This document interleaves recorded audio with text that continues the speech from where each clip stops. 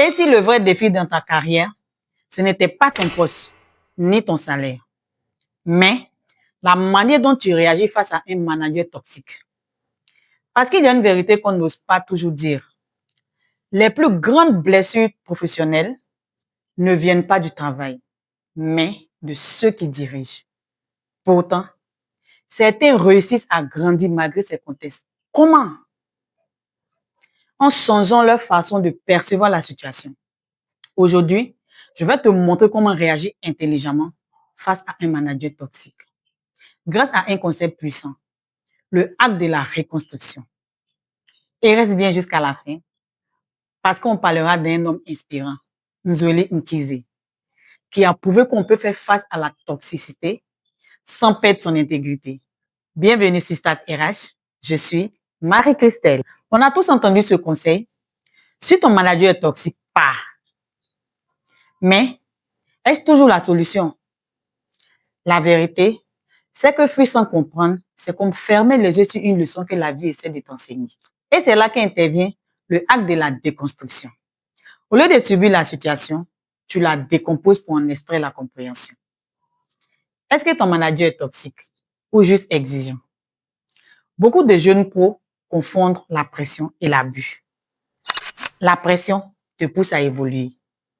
L'abus, lui, t'éteint. La première te fait grandir. Le second te détruit. Certains managers sont contrôlants.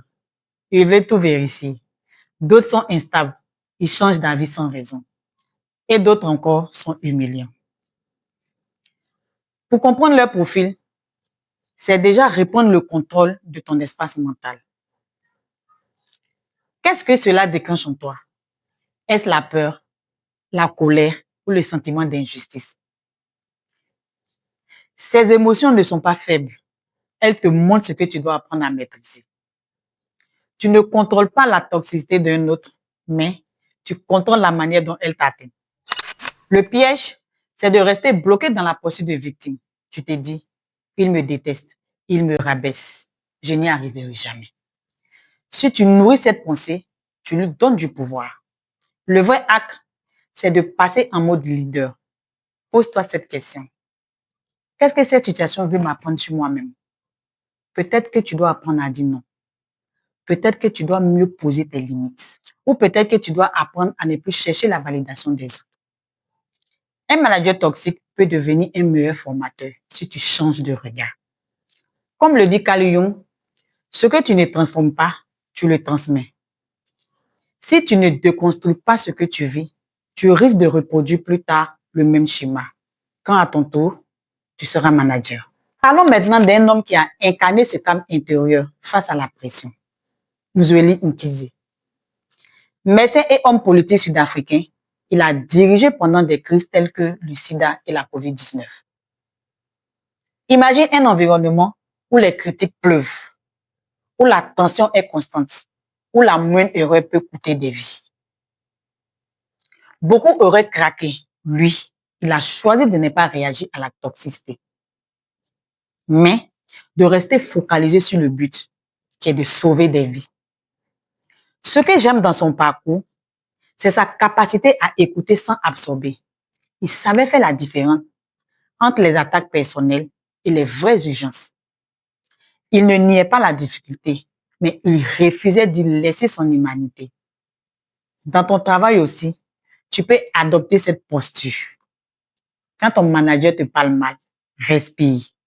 Quand il te rabaisse, regarde-le en face intérieurement et dis-toi, il ne définit pas ma valeur. Parce que la vraie force, ce n'est pas de riposter, mais de garder ton calme dans le chaos. Et si je devais te donner 3 clés simples pour affronter cette situation, retiens ceci. 1. Protège ton énergie.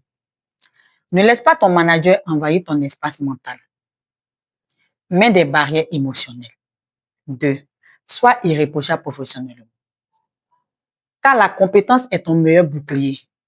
Plus tu es solide, moins la toxicité peut t'atteindre. 3. Prépare ton avenir intelligemment. Documente les abus. Développe tes compétences et construis ton réseau.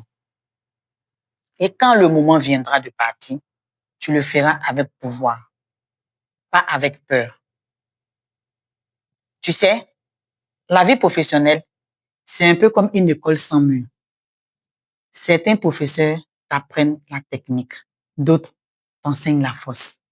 Alors, si tu traverses une période difficile avec un manager toxique, ne te laisse pas briser.